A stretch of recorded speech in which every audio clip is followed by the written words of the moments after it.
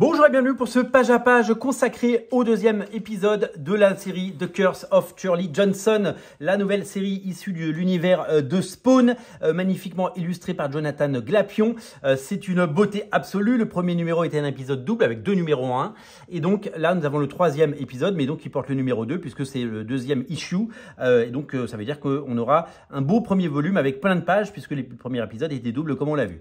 Cette série est une série qui s'inscrit dans la continuité des premiers numéros de Spawn que vous avez peut-être lu, où Spawn va faire sa justice lui-même et va retrouver un tueur d'enfants, Billy Kincaid, qui arrive à tuer qui tue quelqu'un et qui tue une petite fille avec son camion à glace. C'est glaçant d'ailleurs, comme sans faire de mauvais jeu de mots. C'est un épisode que Todd McFarlane voulait raconter parce que c'était un sujet qui lui tenait à cœur en tant que jeune père de famille à l'époque et quand il voyait évidemment tous ces rapts d'enfants aux États-Unis et partout dans le monde. Il avait fait un épisode de Revenge où Spawn arrivait et se faisait justice lui-même. Et donc dans cette série, 30 ans après, on apprend le destin de Shirley Johnson qui passe de vie à trépas et nous allons suivre sa quête évidemment dans ce monde peuplé de créatures absolument effrayantes pour une petite fille. The Curse of Shirley Johnson, c'est une série magnifiquement dessinée par Jonathan Glapion. Jonathan Glapion, c'était l'encreur de Greg Capullo, notamment sur Batman, les New 52, Batman par Scott Snyder. Magnifique encreur et incroyable dessinateur. On découvre alors j'avais vu plein de couvertures de lui.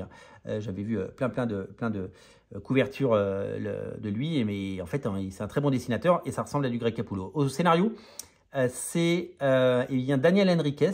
Daniel Henriquez, c'est un encreur aussi, qui travaille beaucoup pour Todd McFarlane. Et là, il a décidé de scénariser. Voilà, c'est lui qui scénarise. Il y a deux couvertures. Il y a une couverture de Jonathan Glapion, c'est celle-là. Il y a une autre couverture de Dan Panouchen que je n'ai pas prise parce que, faut pas déconner, maintenant, ça coûte 3,99 les comics chez Todd McFarlane, donc on fait gaffe.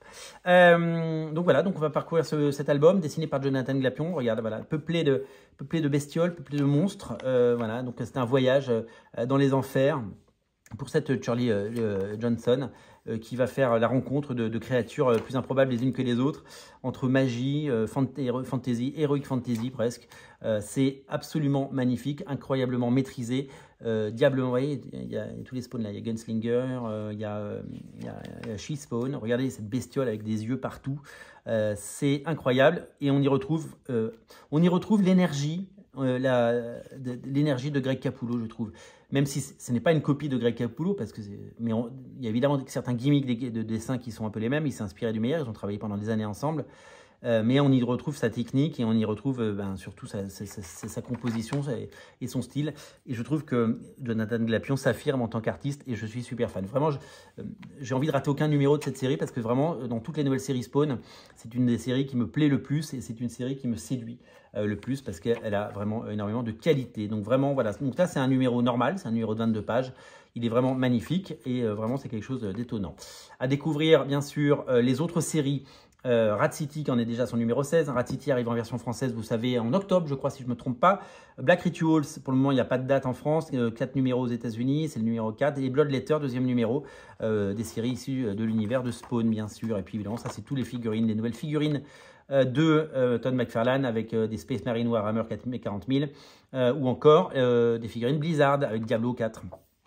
Et puis voilà, la couverture du troisième numéro par Jonathan Glapion qui arrivera en septembre.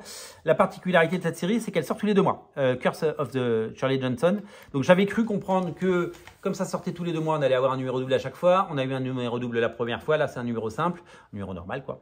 Et donc du coup, on aura certainement un numéro normal. Donc un épisode tous les 2 mois, c'est bon pour le porte-monnaie. Et c'est surtout que ça laisse le temps à Jonathan Glapion de faire des merveilles. Voilà, un numéro tous les 2 mois, c'est un bon rythme, si vous voulez mon humble avis. C'est une série qui mérite une édition française et j'espère qu'elle l'aura parce qu'elle fait partie des séries haut du panier de chez Todd McFarlane Productions. L'histoire nous le dira, on verra en 2026. Évidemment, ce que nous réservent nos amis de Delcourt Comics et Thierry Mornay. Merci d'être aussi nombreux à regarder Radio Comics. Merci pour votre fidélité. N'oubliez pas de vous abonner si ce n'est pas déjà fait. Et moi, je vous dis à très bientôt pour de nouvelles aventures et de nouvelles émissions. Si vous aimez ces pages à pages, pensez à vous abonner à Radio Comics. Merci à vous, merci à tous. Et je vous dis à très bientôt. Bye bye.